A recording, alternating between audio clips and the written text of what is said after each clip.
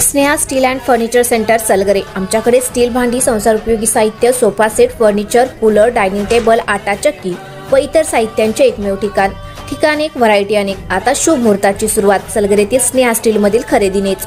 वाजवी दर, सजवा फर्निचरने तुमचे घर। सर्व साहित्यावर बजाज फायनान्सची खास सोय उपलब्ध। स्टील भांड्यांना 5 वर्षे गॅरंटी, तर फर्निचर साहित्यास किडवाळीपासून लाईफ टाइम वॉरंटी। खात्रीशीर खरेदीसाठी मिरज पूर्व भागातील एकमेव ठिकाण Sneha steel and furniture centre Salgare.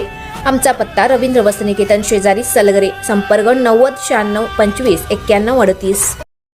प्रत्येक बातमीतील घटनेच्या वास्तविकतेची तुलना थेट पाहत रहा चांगली अपडेट। मिरज तालुक्यातील बेडक गावातील विठ्ठल नगर परिसरातून अत्यंत धक्कादायक घटना समोर आली आहे।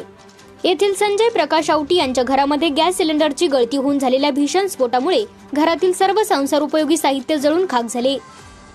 या आगीत घरावरील पत्रे, रोख रक्कम, मौल्यवान ऐवज, शालेय विद्यार्थ्यांचे शैक्षणिक साहित्य तसेच मुलांच्या सायकली देखील पूर्णपणे जळून नष्ट झाल्या आहेत।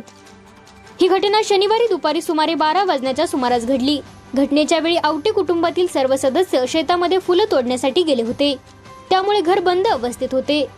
दरम्यान घरातील देव्हाऱ्यामध्ये समई सुरू होती। प्राथमिक माहितीनुसार गॅसची गळती झाल्याने घरामध्ये गॅस साचला आणि समईच्या ज्योतीमुळे त्याने अचानक पेट घेतला। क्षणार्धात आगीने रौद्ररूप धारण करत संपूर्ण घराला विळखा घातला। आगीची तीव्रता एवढी मोठी होती की घरातील एकही वस्तू शिल्लक राहिली नाही। घरातील कपडे, भांडी, फर्निचर, शैक्षणिक साहित्य, महत्त्वाची कागदपत्रे तसेच अन्य संसारोपयोगी वस्तू पूर्णपणे जळून खाक झाल्या। घरावरील पत्रे देखील आगीत नष्ट झाल्याने कुटुंबाचे मोठे आर्थिक नुकसान झाले आहे। घटनेची माहिती मिळताच परिसरातील नागरिकांनी घटनास्थळी धाव घेत आग विझवण्याचे प्रयत्न केले, मात्र तोपर्यंत मोठे नुकसान झाले होते।